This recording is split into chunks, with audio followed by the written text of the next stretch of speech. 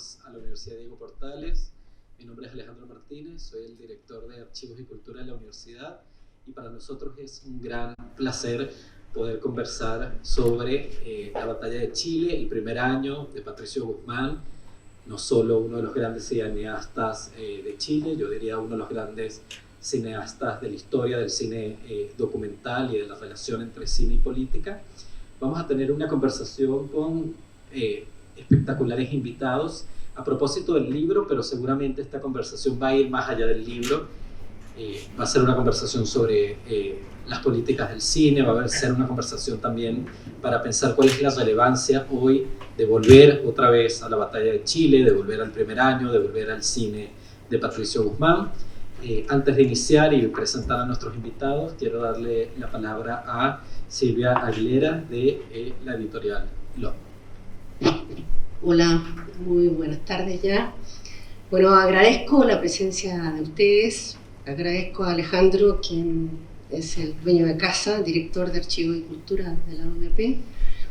También agradezco a Alejandra Celedón, decana de la Facultad de Arquitectura, Arte y Diseño de esta casa de estudio, a Jorge Arrate, amigo, reconocido político y escritor chileno, a Tomás Matusiak, también académico de la Universidad de Miami, y a Alejandra Galvis, que no está aquí, que es directora de la productora Market Chile, que han sin duda estado también detrás de esta publicación, como detrás de las películas de Patricio Guzmán. Para no menciones que este año cumple 35 años de existencia, la publicación de las obras de Patricio Guzmán vienen a marcar un hito en lo que es nuestra historia, por lo que nos honra particularmente que hagan parte estas obras del catálogo de Editorial LOM. Publicamos hace un par de años Cómo se hace un documental, en donde Patricio cuenta de algún modo lo que ha sido su experiencia y lo que ha puesto en ejercicio el minuto de hacer un documental. En esta oportunidad presentamos La batalla de Chile, el primer año, historia de dos películas chilenas que dieron la vuelta al mundo.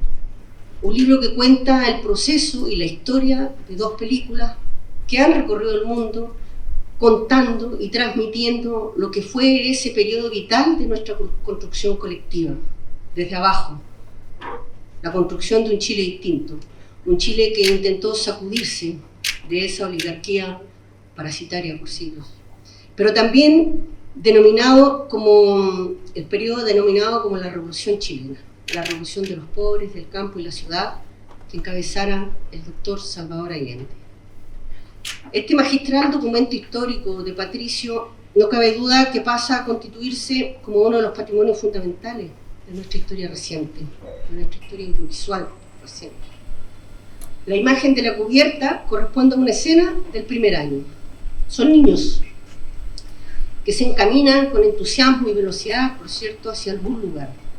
Llevan sus banderas, pero como está dispuesta la imagen en la portada, nos sugiere que esos niños van mirando hacia atrás, hacia el pasado, porque no hay otra manera de caminar hacia el futuro, sino que necesariamente mirando hacia el pasado. Es por esto que la batalla de Chile es la batalla de la memoria nuestra. Y al mismo tiempo es la memoria del presente y del futuro. No nos queda más que agradecer a todo el equipo, a todos los que han hecho parte de esta convocatoria, de este encuentro, ¿no? De este conversatorio, a la UDP, por cierto, a Patricio, sobre todo. Y esperamos que siga sorprendiéndonos con su mirada sobre Chile. Gracias.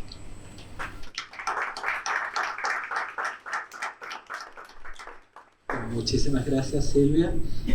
Bueno, la idea de este panel, cada uno va a hablar unos minutos sobre el libro, sobre la publicación, pero también lo que más queremos es la conversación que se va a generar también en esta mesa. Y bueno, para empezar, le doy la palabra a Jorge Arrate, quien además es un testigo de muchos de los eventos, por supuesto, que ocurren en el primer año y en la batalla de Chile. Bueno, muy buenos días, muchas gracias por la invitación. Yo soy un aficionado al cine y no un especialista en cine. El cine me entretiene, me gusta, me impacta, a veces me estremece. Y una de las veces que me he sentido estremecido por el cine es cuando vi la primera parte de la batalla de Chile. Ya les voy a contar en qué circunstancias.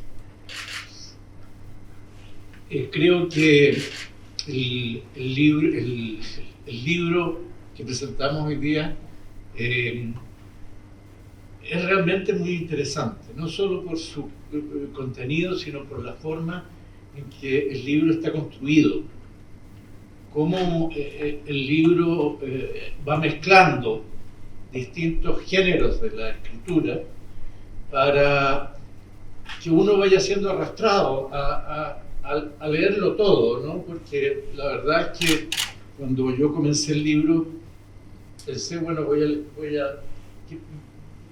yo no entiendo mucho, ¿qué voy a leer? ¿Cómo voy a leer todo? Pero leí todo el libro, leí los guiones, leí los comentarios, la crítica, leí particularmente las partes en que el autor, Patricio Guzmán, exhibe una escritura, una prosa sin oropeles, pero de una sutileza y calidad extraordinaria, que nos muestra que Patricio no solo es un gran documentalista, sino que también es un escritor bien apreciable. Ahora, a mí lo primero que me impactó del libro es el sentido de colectivo que hay detrás del trabajo de Patricio Guzmán, de estas películas y seguramente de las otras que vinieron después.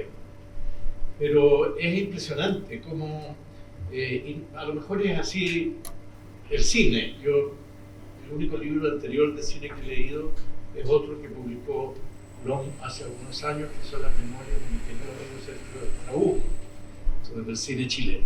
Pero pareciera ser que hay allí un hacer colectivo que se reconoce posteriormente. Y Patricio Guzmán habla gran parte del libro de sus compañeros de trabajo, ¿no?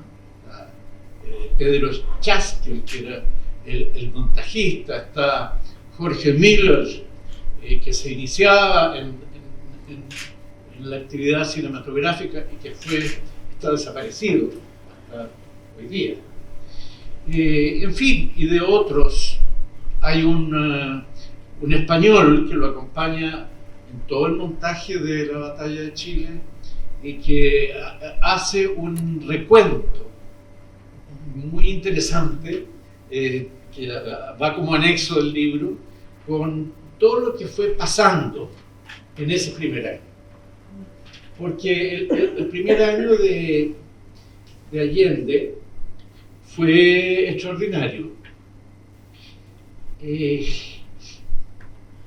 Antes de eso, decirles que yo no somos amigos con Patricio, ni nos hemos conocido mucho. En realidad, yo lo conocí en el año 1975 en La Habana, cuando él estuvo con Paloma en el Hotel Habana Libre, el ex Habana Hilton, donde yo también me alojaba porque había ido a una reunión política en 1975. Y en esos días, precisamente, en medio de una botella, alrededor de una botella de ron añejo en el balcón de la habitación de Patricio Guzmán, varios sentados allí, no los recuerdo a todos, me imagino que debe haber estado Sergio Castilla, porque a quien yo conocía, porque fuimos compañeros un tiempo cuando él intentó estudiar Derecho, que después, con toda razón, digo yo, lo abandonó. Bueno, allí conocí a Patricio y resultó que en esos días se hizo la primera exhibición de la primera parte de la batalla de Chile, la insurrección de la burguesía, en un teatro pequeño, una salita para exhibición privada en La Habana, donde fui invitado por Beatriz Allende, con quien yo trabajaba en los temas políticos. Y ahí vimos, 2 años después, y realmente para mí fue estremecedor, y para la mayoría de los que estábamos ahí, fue muy emocionante ver esa película que transportaba en el tiempo lo que había sido lo que Patricio Guzmán quizás llamaría, porque lo llama así en su libro, la realidad real. La realidad real, la realidad que no es intervenida, que no es modificada, que está ahí. No vi a Patricio en el exilio durante el tiempo que estuvimos exiliados, y volvimos a encontrarnos hace un par de años atrás en una grabación que hicimos, yo sentado en mi casa y él sentado en la suya en París, con Alejandra, que no está aquí conduciendo todo, y que imagino que irá a servir de algún insumo para alguna obra que Patricio realice en el futuro, y donde, bueno, no sé si irá a tener el cuidado de no incluir mi opinión cuando yo juraba que ganábamos el primer plebiscito constitucional. Es muy impresionante también la relación de Patricio con Chris Marker, este gran cineasta francés, que por lo demás yo solo conocía porque en Valparaíso, el documental de Joris Irians, entiendo que el que maneja la cámara es Chris Marker. Bueno, anoté mientras leía mapuches, el carbón, la pesca, las elecciones del 5 de abril del 71, donde el gobierno de un Allende, el allendismo, la Unidad Popular, de un 36% pasa al 51%. Algo único en cualquier gobierno chileno que se revise para atrás. En 5 meses subió 15%.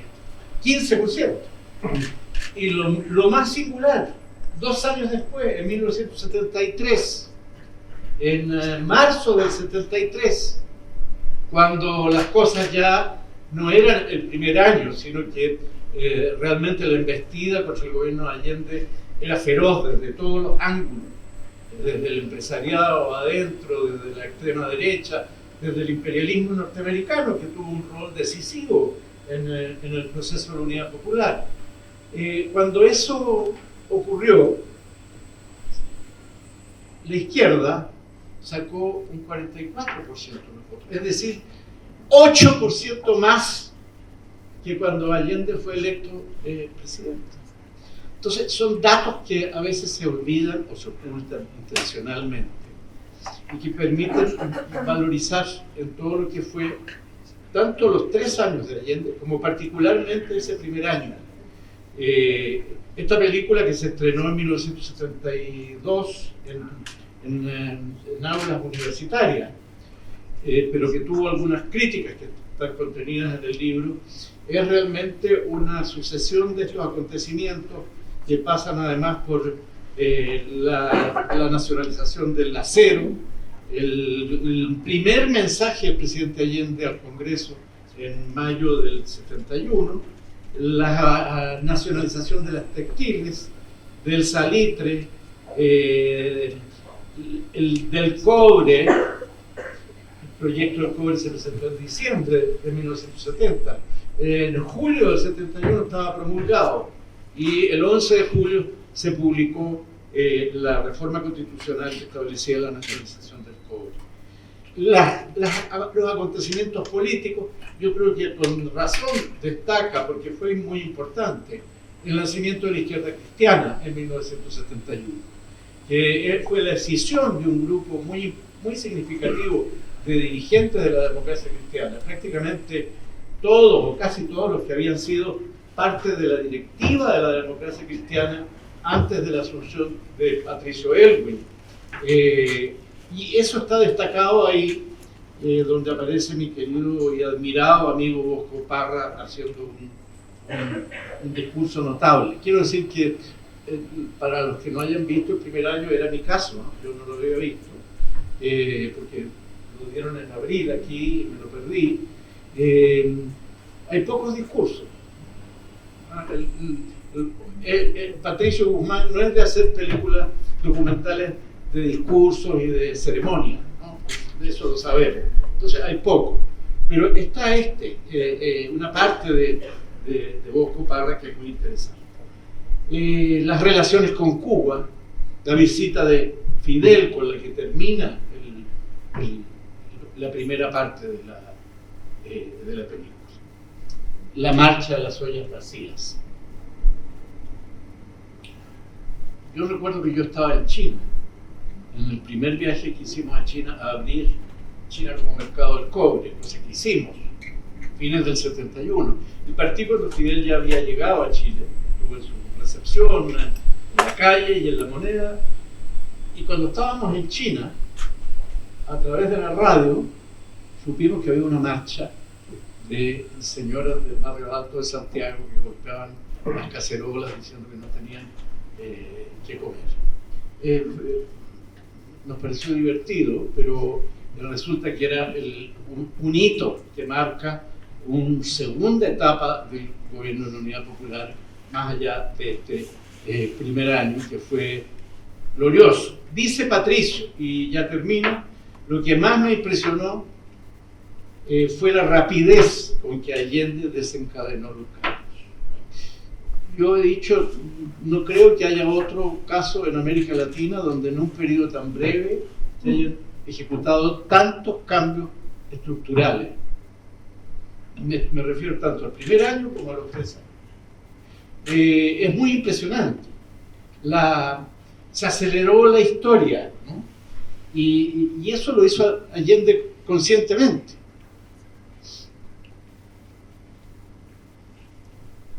Cito finalmente en esta desordenada exposición 2 frases que anoté del libro porque me parecieron muy interesantes. Una es de Orlando Lubert, destacado cineasta chileno, y dice: de la puesta en escena se encargaba la lucha de clases. Así que hay que ponerle los créditos, ¿no? Y la otra es de un querido amigo fallecido, recientemente, Antonio Escármeta, cuando comenta el primer año, y que dice: es bueno que el cine esté donde las papas estén. Muchas gracias.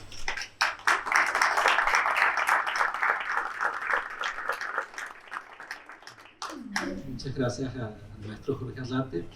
Ahora vamos empezamos desde el corazón de la historia política chilena, también el testimonio.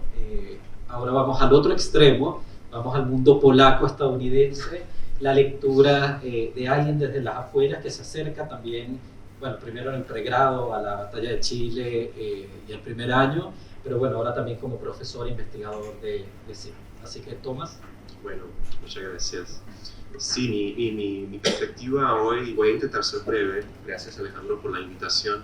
Voy a intentar ser breve para guardar tiempo para la conversación. Sí, mi aproximación es desde los estudios de cine. Soy investigador, profesor de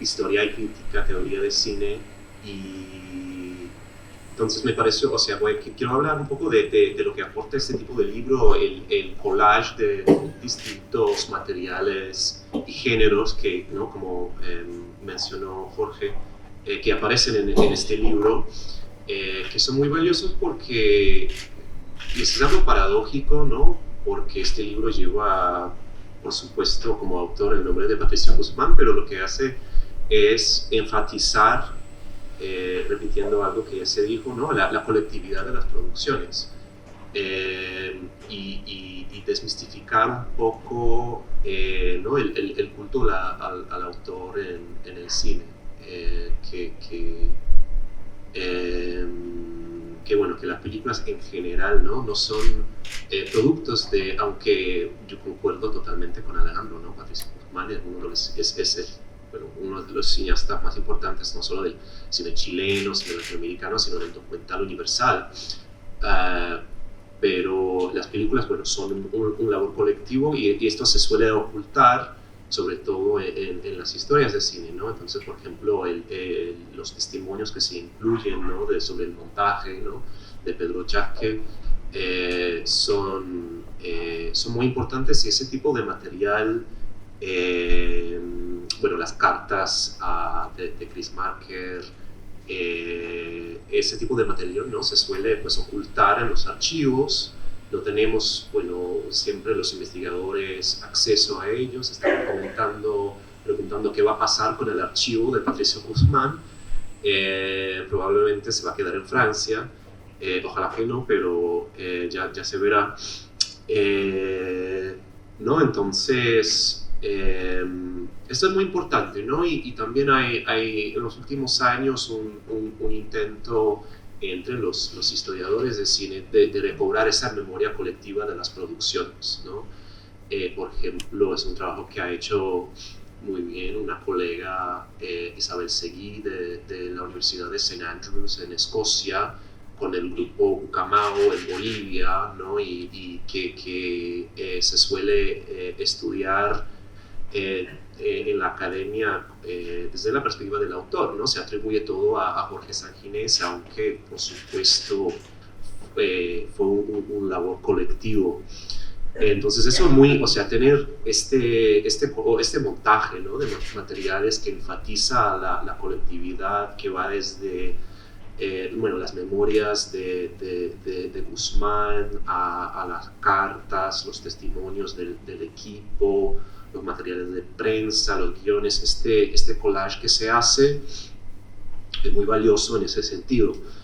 Y siguiendo ese pensamiento, también es valioso el segundo punto que quería hacer, es el montaje histórico que se hace en el libro, ¿no? Materiales de la época, ¿no? De archivo, reseñas de la época, las cartas, como ya mencioné, con testimonios que se hicieron recientemente, creo que en 2017, por ahí, ¿no? Y ahí, bueno, Alejandro empezó comentando el por qué bueno, regresar a la batalla de Chile, primer año ahora, ¿no? Ese montaje histórico que aparece en el libro, en la tensión, ¿no? del tiempo, me parece también, ¿no? algo valioso para repensar este material hoy. Bueno, lo voy a dejar ahí, ¿no? Por supuesto, ¿no? Para seguir conversando, y bueno, muchas gracias.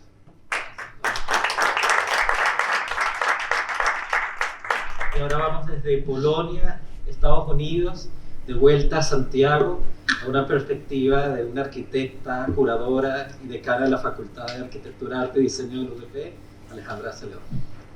Gracias, Alejandro, por el desafío, porque también es difícil decir más que la gente que fue testigo, decir algo de alguien tan importante, y del que también se ha dicho y de manera muy precisa muchas cosas, como uno con su voz y humildad aportar algo a esta conversación.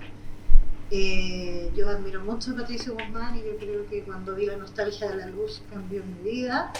Entonces también es hablar de alguien que uno admira profundamente. Entonces, claro, yo creo que está dicho, pero decir que esta película es fundamental en la historia del cine documental, pero no solo en la historia de Chile, sino que si en ese minuto convulsionado de un experimento revolucionario, no solo para nosotros, o sea, estábamos en el ojo del mundo. Me ha tocado por proyectos personales de investigación ir a abrir los archivos del Centro de Documentación del Museo de la Memoria, de Televisión Nacional, y hay tanto registro de prensa francesa, rusa, italiana, que esto es justo al revés, o sea, como desde lo propio y desde Chile nosotros nos devolvemos al mundo con una mirada no desde ese tipo de documentales, sino que al revés cuando a mí me tocaba y ya más entrado en la dictadura, más bien que han sido mis estudios, ver los registros locales, eran muy pobres, censurados, limitados, versus las voces internacionales. Esto es justo al revés, una voz nuestra hacia el mundo muy relevante. También la tensión entre las películas y el libro. Es un libro sobre unas películas. Es como la historia de una película hecha en libro. Y ahí como uno ve, quizás, yo igual que los niños escolares, vi las películas el fin de semana y después volví a revisar el libro y como la lógica ya muy históricamente planeada de las películas, el primer año versus el libro, que lo primero que uno hace como al mirar el índice, que te presenta todos los elementos sin a veces mucha lógica, es difícil y es interesante entrar al libro porque si las películas está el montaje, aquí están las piezas de ese montaje y hasta los índices se vuelven a repetir los títulos, ¿no es cierto? Hay página 21 el primer año, página 28 el primer año, página 33 el primer año, 36 acerca del primer año, 41 porque son los pedacitos que van a armar el cine, que también habla de qué es el cine, supongo, porque también aquí hablo desde la arquitectura. Bueno, la mirada que nos da Patricio es una mirada del país, de los espacios, de los cuerpos, de los gestos cotidianos, los muros rayados, las calles vacías o poblados de historia. Ver las películas de nuevo en relación a mirar este libro, te habla de una cartografía de lo sensible, a dónde él pone los zoom, qué es lo que registra, un poco cuando Jorge también decía, no le interesan los discursos, como volver a ver desde mi generación también, que no puedo decir que no estaba viva para el golpe, pero no tengo conciencia, y había visto hace muchos años la batalla de Chile, te vuelve a situar en las voces, en las personas, además de la aceleración de la historia, la cantidad de cambios, como en la conciencia revolucionaria de las personas, cómo hablaban, con qué empoderamiento. Y ahí recuerdo también otra investigación que yo hice de los buses aula, que es una iniciativa escolar en las poblaciones de Santiago, en este momento preciso, donde hay un documental, y también el rol del cine en esto, que los registros documentales, en términos de papeles, las fotografías, cada uno tiene su potencial, pero el cine permite esa manera de situarse como con los otros, que te transporta de otra manera que otros registros de archivo no logran. Y claro, al volver a verla fue una maratón, por supuesto. Cómo nos enfrenta esta verdad histórica como sin concesiones, sin filtro, como una poética del archivo vivo, o sea, sin filtros, que quizás aquí en el libro ya está más mediado y uno ve sus partes. Y lo muestra incluso lo mismo que esta insistencia del índice, donde hay palabras que vuelven a aparecer, también la batalla de Chile por supuesto está en muchos de los índices y partes, en distintas formas, en formas de artículos, de recortes, de guiones, pero como en la insistencia, y uno lo vive en el documental también, como esta historia de Chile reciente, como un gran etcétera, como en tiempo real, o la historia en desarrollo, que lo transmite de una manera muy fuerte.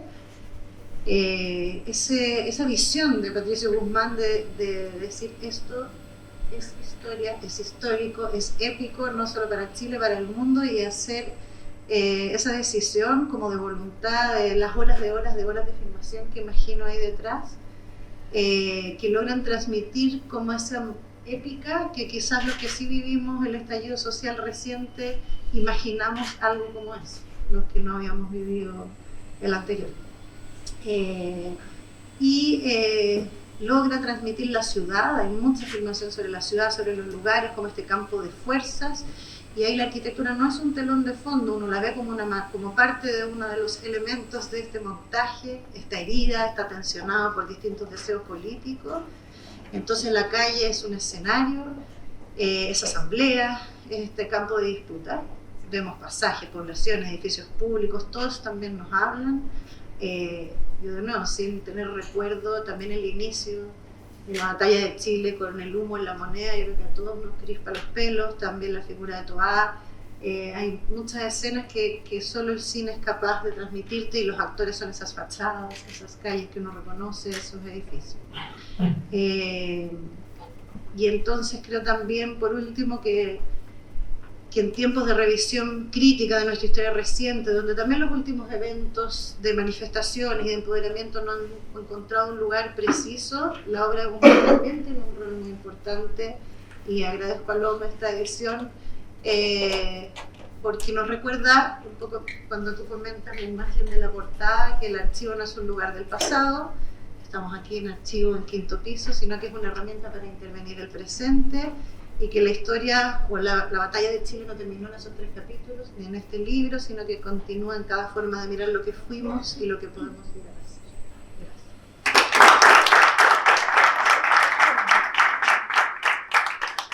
Muchas gracias, Alejandra. Bueno, voy a hacer también algunos comentarios sobre el libro, sobre, por supuesto, las películas, y luego abrir la conversación. Y es interesante porque durante mi lectura me pasó algo similar a lo que comentaba Jorge, bueno, que el libro, como decía también Thomas, es un collage de materiales que van desde los testimonios, las cartas, incluso la ficción, hay un guion ficticio, la filmografía, es una suerte también de libro archivo que nos permite aproximarnos a esta obra tan diversa de Patricio Guzmán, considerando también que Patricio Guzmán no es el mismo cineasta en La Batalla de Chile que en Nostalgia de la Luz, que en La Cordillera de los Sueños, a pesar de que sigue trabajando en documental. Es muy interesante desde el libro, pero también volviendo a ver sistemáticamente la filmografía de Patricio Guzmán, ver cómo también Patricio Guzmán aprende o desarrolla aún más el lenguaje documental dependiendo del contexto y la emergencia de los problemas que quiere plantear. Por supuesto, es interesante, y lo dice también en el libro, cómo en el primer año pasa de lo celebratorio y de repente 1 año después, 2 años después, cuando empieza a trabajar La Batalla de Chile, el lenguaje y la visualidad de su película cambia radicalmente, hablando de un contexto de emergencia. Y es interesante también algo que ha salido en esta conversación, que son las redes de solidaridad y lo colectivo, que nuevamente cuando uno piensa en el cine, como decía Thomas, se piensa en el nombre del director, pero algo que han mencionado nuestros 3 también presentadores es el carácter de solidaridad, de colaboración, de trabajo en equipo, que en este libro queda muy claro. No es que no quede claro en las películas, bueno, en la Batalla de Chile vemos una escena muy dramática en vivo con uno de los miembros del equipo de filmación, pero en este libro justamente Patricio Guzmán hace mucho énfasis en no solo en la figura de Chris Marker, también en lo que va a significar, por supuesto, Cuba, lo que va a significar luego su llegada a Francia, de todas estas redes que hicieron posible no solo la producción de las películas, sino justamente su distribución y su visibilización fuera de Chile. Bueno, para mí como extranjero, estuve mucho tiempo también, pero bueno, viví en Venezuela, luego en Estados Unidos, luego volver a Chile. Las primeras veces que yo vine a Chile y yo quería conseguir las películas de Patricio Guzmán, era muy difícil de conseguirlas. Yo creo que todavía ahora no es tan fácil conseguir La Batalla de Chile, y me parece que la dificultad de conseguir las películas de Patricio Guzmán en Chile nos sigue también hablando de que sus películas continúan incomodando, continúan siendo un desafío para muchos espectadores en el país. Es un libro raro, y lo digo en el buen sentido, no es un libro académico, y lo digo como un elogio. Si esto fuese un libro académico nunca hubiera sido publicado, y nuevamente lo celebro y lo digo como un elogio porque, como comentaba Alejandra, en el propio índice, pero cuando uno empieza a revisar cada una de las partes de este libro, no quedan claras las fuentes, no sabemos, por ejemplo, si la correspondencia con Chris Marker, las cartas que le manda Chris Marker, son verídicas, son reales, son editadas, son cambiadas por el propio Patricio Guzmán, pero al final de cuentas, digamos, como que no hace falta tampoco esta suerte de necesidad que construye también la propia academia de conseguir la fuente exacta, el dato exacto. Es más bien toda una revisión crítica, política, incluso poética, que hace Patricio Guzmán sobre, digamos, su primera etapa como cineasta. Ayer en este mismo espacio presentamos el archivo del artista Eugenio Telles, quien curiosamente también está radicado en Francia, y Eugenio Telles, además de que presentamos su archivo, presentamos una obra que donó a la universidad, que la pueden ver después en la esquina de esta sala, donde Eugenio trabaja con su archivo Y si uno ve la obra es como una gran mesa de trabajo donde hay un montón de documentos dispersos que parecieran no tener sentido, pero que cuando uno los empieza a hilar o empieza a escuchar al propio Eugenio Telles hablar de su mesa de trabajo, de sus documentos, de sus imágenes, aparece un relato. Y me parece que justamente en este libro tenemos esta forma de trabajar con la memoria, con el resto, con el fragmento, que nos permite como adentrarnos en el modo de construcción visual, el modo de construcción también narrativa de Patricio Guzmán.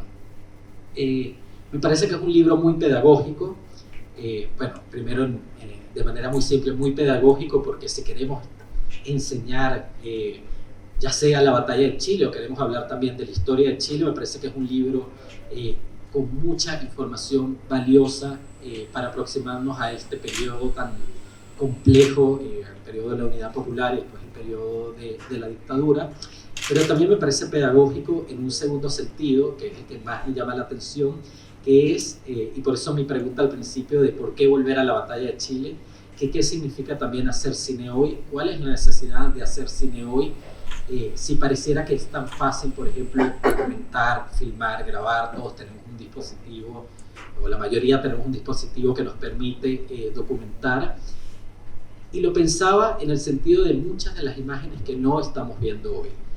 Cuando Patricio Guzmán habla, y lo comentaba también el maestro Jorge Azate, de la primera vez que vio la batalla de Chile, que fue en un festival, que fue en La Habana, la gran cantidad de imágenes a las que no tenemos acceso hoy, de conflictos, de guerras, de catástrofes que están ocurriendo en distintas partes del mundo. Pensemos lo que está sucediendo en este momento en Los Ángeles, las pocas imágenes que nos llegan de un país donde hay redes sociales, hay gran cantidad de dispositivos para filmar, pero cada vez se están filtrando más las imágenes que nos llegan. Me parece que en ese sentido, en el libro de Patricio Guzmán hay una insistencia en filmar a pesar de todo, filmar también a pesar de las dificultades. Por ejemplo, Patricio Guzmán le escribe a Chris Marker pidiéndole cintas vírgenes para poder grabar, cuentan las dificultades incluso en el contexto también de la Unidad Popular, de que entren por aduana, y todos hemos pasado también problemas a lo mejor burocráticos similares, pero cómo está, digamos, la insistencia de Patricio Guzmán tanto en filmar, tanto en producir, como luego lograr mostrar sus películas. Y en ese sentido me parece que puede ser valioso para no solo cineastas, escritores, artistas más jóvenes que se están formando, sino también para pensar cuál es la relación hoy entre video, cine, arte, política. Me parece que eso está muy, muy visible, tanto en el libro como por supuesto en las películas de Patricio Guzmán. Y podría seguir, pero me interesaría un poco más abrir la conversación, y que aunque ha salido, digamos, bastante en el panel de cuándo fue la primera vez también que vimos la batalla de Chile o cuándo la volvimos a ver, me preguntaba un poco también la experiencia que ustedes han tenido con nuevas generaciones de espectadores de esta película. Lo pienso, por ejemplo, que los últimos 2 años he coenseñado un curso donde traemos estudiantes de Estados Unidos a Chile, acá a la UDP, a trabajar temas de arte y política, y la primera instrucción que les damos es ver la batalla de Chile. Muchos no la ven en un cine, no la ven en el auditorio, la ven en sus laptops, en sus celulares, y les pasa, como en los comentarios generales, es algo que decía Jorge Arlate al principio, de que estremecen, que son películas estremecedoras, pero no estremecedoras que se asustan, que les parecen terroríficas, horrorosas, sino que parece estar hablándoles mucho de su propio presente. Y quería empezar por ahí un poco, cuál ha sido, digamos, su experiencia, si la han tenido, en el caso de Tomás Mas enseñando esta película, pero con estos nuevos espectadores que llegan por primera vez al cine de Patricio Guzmán. No sé si empezamos de izquierda, cambiemos ya, pero Tomás. Sí, sí.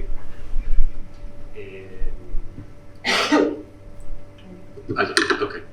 Gracias. Sí,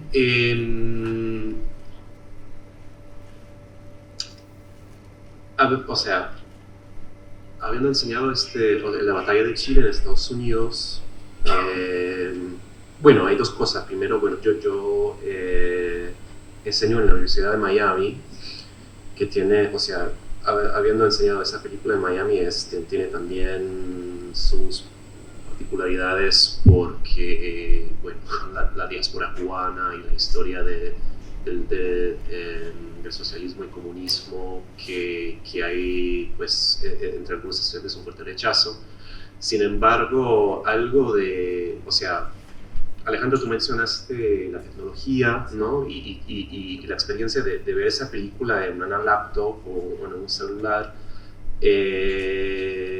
algo que también es muy frustrante para un profesor de cine, que los dispositivos permiten a los estudiantes a cambiar la velocidad, o sea, pueden ver la película, no sé, 1.5 veces, 2 veces, entonces van repasando rápidamente las películas, o muchas veces la ponen y la están escuchando y no viendo porque tienen 10 pestañas abiertas en la computadora, ¿no? Entonces, bueno, o sea, la experiencia de verla hoy para muchos de los estudiantes es muy distinta, pero siempre que cuando enseño esta película y también otra película de esta época, de La Hora de los Hornos, de Argentina, obligo a verla en una proyección, ¿no? En una programación, y ahí sí se ve las caras, las reacciones y el impacto de volver a ver esta película hoy día. Algo que es particular, pensando en algo que dijo Alejandro sobre la disponibilidad de esas películas, es que, bueno, Alejandro comentó la dificultad de conseguirla acá en Chile. Ha sido siempre muy fácil accederlas en Estados Unidos. De hecho, bueno, recientemente han sido remasterizados, o sea, en parte por el perfil de Guzmán en el exterior, ¿no? Para, digo, colegas míos que trabajan cine, que no se especializan en el cine latinoamericano, es el referente, ¿no? Entonces, sí son accesibles y también, o sea, poderosas para forzar a los estudiantes hoy día a reflexionar. Bueno, en Estados Unidos hoy día, o sea, yo voy a enseñar la batalla de Chile en 3 meses en el próximo semestre, pensando en lo que está pasando, las imágenes que están saliendo ahora de Los Ángeles, ¿no? Que están mandando a los militares a la calle. Bueno, va a ser una experiencia muy interesante, ¿no? de volver a enseñar esa película en Estados Unidos. Bueno, podríamos continuar, pero dejo la palabra a la compañera. Sí, yo voy a ser muy, muy breve para darle la voz a mis compañeros de mesa, sobre todo porque tengo que estar a la una en otro lado. Pero solo decir que yo creo que debería ser material obligatorio escolar ver estas películas.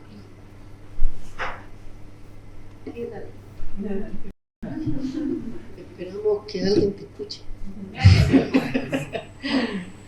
A ver, yo creo que, bueno, todos sentimos la emoción y el impacto cuando vemos esta película, y distintos tipos de emociones también, ¿no? O sea, se nos convulsionan las emociones. Pero yo lo que he visto en jóvenes que se encuentran con esta película y la ven, mucho asombro, mucha emoción, pero también quedan con un sentimiento de carencia, o sea, como de la que me perdí, ¿no? De algún modo. Y la carencia, yo creo que tiene que ver fundamentalmente con la falta de proyecto colectivo, precisamente. O sea, era una hoguera de un proyecto y una construcción que hacíamos todos y todas, ¿no? Y hay cierta, yo creo que por ahí va cierta nostalgia, cierto duelo, pero también cierto desafío, ¿no? O sea, ¿qué horizonte es posible construir, ¿no?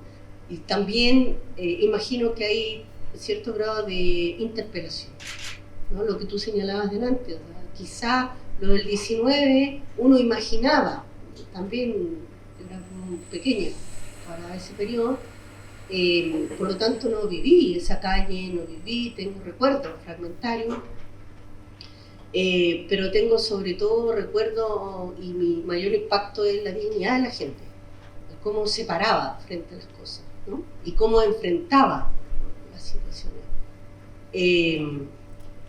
Porque finalmente no estaba enfrentando solo o sola algo. O sea, había una fuerza colectiva que estaba reivindicando derechos, dignidad, ¿no? Y algo de eso hubo, por cierto, el 19, y también, ahí uno hacía el cine. Fue tal vez como esto, ¿no? Con una duración un poco más larga, ¿no? Y con una idea y un proyecto mucho más armado, por cierto. Creo que eso es mi percepción de lo que los jóvenes sienten, ¿no? Hoy día.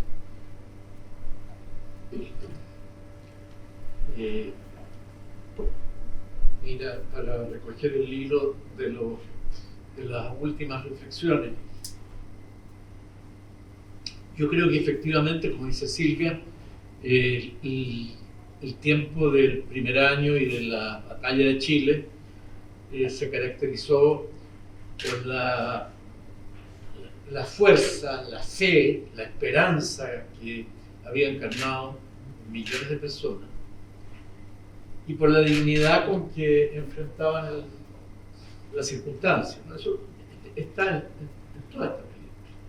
Dignidad que se manifestó hasta el fin, por cierto, hasta el periodo de dictadura, cuando la gente fue asesinada, torturada, exiliada, perseguida.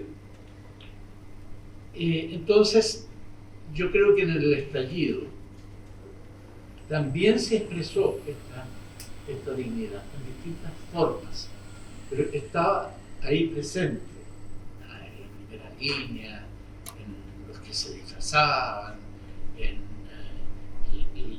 los grupos médicos, en fin. Yo tengo una apreciación sobre el estallido favorable. Y me alegro que el presidente, por el cual yo voté, haya dicho en su discurso de la cuenta pública, haya denunciado este intento de transformar el estallido en un estallido delincuencial, como dicen algunos sectores de la política, sin perjuicio de que con otros matices o de su opinión yo no coincido exactamente, pero valoro eso, porque el estallido no fue una expresión delincuencial. Pero ¿cuál es la gran diferencia entre el estallido y la Unidad Popular? Silvia ha señalado. La Unidad Popular tenía un proyecto, bueno o malo, equivocado o no, pero tenía un proyecto y todos sabían que más o menos nos encaminábamos a lograr ese proyecto. Quizá entendíamos menos que ahora, por lo menos en mi caso, que se hace camino al andar, que el socialismo como perspectiva no hay una cartografía para navegar esos fiordos, ¿no? Y que en general las experiencias que se han dado, a mi juicio, han tenido valiosos, pero son experiencias que no han logrado llegar a un punto de sostenibilidad y de adhesión. Entonces, la Unidad Popular tenía eso y tenía una dirección sobre los acontecimientos. Yo creo que en el estallido esto no existía. No estoy tratando de disminuir su significado, sino estoy tratando de constatar. Yo creo que en el estallido no había dirección política. En la Unidad Popular sí había dirección política, con disputas, con, más bien, llamémoslas diferencias, de dónde sacan en un proceso como ese, todo el mundo va a pensar igual. Eso no se ha dado en ninguna parte de la historia. El punto es que todos estaban por un propósito común. El MIR no estaba en la Unidad Popular, Pero el MIR apoyaba a Allende y a la Unidad Popular, y negar eso es una tontera simplemente. Y los socialistas, había socialistas que estaban en una postura más próxima al MIR, otros más próxima al allendismo o a las posturas más moderadas del Partido Comunista oficial. Digo oficial porque el Partido Comunista era un partido mucho más disciplinado que el Partido Socialista, y por lo tanto también era capaz de contener críticas que también existían en su interior a lo que era el curso de los acontecimientos. Pero había una dirección política, eran partidos políticos que con todos sus defectos mantenían históricamente un lazo con la realidad social, con la sociedad en que se habían establecido, que era indestructible. Lo político y lo social eran así. Los partidos políticos y las expresiones sociales, sindicales, de pobladores, de mujeres, de campesinos, de estudiantes, tenían una imbricación con esos partidos, que no era puesta en cuestión. Los partidos mandaban, en definitiva, pero esto no era una imposición, era también un acto de intercambio, de diálogo, de escuchar al movimiento social. Los partidos jamás se les había ocurrido no escuchar lo que era el rumor, el ruido, el grito del movimiento social. Entonces, esos partidos no existen hoy día. El movimiento social que existía tampoco existe. Y por lo tanto, la emergencia del estallido tiene que ver con las circunstancias en que se produce. Cuando los partidos políticos tienen muy cortada, a su pesar, creo yo, a algunos les debe gustar, pero muy cortada esa relación, hay una grieta en relación con la sociedad, con el conjunto de la sociedad, que se manifiesta largamente, desde que los jóvenes no se inscribían cuando había que inscribirse en los registros electorales, luego cuando no ejercían el voto voluntario, y ahora cuando van de mala gana a votar obligados, no los jóvenes ya, porque yo creo que están más comprometidos hoy día, pero es distinto un porcentaje importante de la población. Entonces, yo creo que hay esa diferencia. Lo digo para pensar el futuro, ¿no? Para pensar el futuro, para recoger de esas experiencias de la Unidad Popular, del estallido, que no son comparables en su magnitud histórica, en su significado histórico, pero sí como expresiones de la ciudadanía, del ciudadano que protesta, que es disiente, que se revela. Me he alargado mucho, pero iba a decir solo lo siguiente. Yo no tengo una experiencia como para decir, la experiencia que yo tengo es muy limitada, porque mi contacto, a diferencia de lo que pasa en la universidad, mi contacto con los jóvenes, que es muy intenso, porque para mí todos son jóvenes, ese contacto lo hago desde mi militancia. Yo milito en un partido, soy militante del Frente Amplio, y tengo allí un contacto muy intenso con gente que tiene desde 18 hasta 35, 40 años, que es la mayoría del Frente Amplio, porque si bien hay gente de mayor edad, el grueso es esa generación que se formó en Los Pingüinos en el 2011. Y lo que yo compruebo ahí es que casi todos han visto. Casi todos han visto. Yo creo que no han visto el primer año, a lo mejor la fueron a ver ahora en abril, pero la batalla de Chile la han visto. Y les impacta mucho y les interesa mucho. Pero estoy hablando de un grupo reducido de militantes del partido.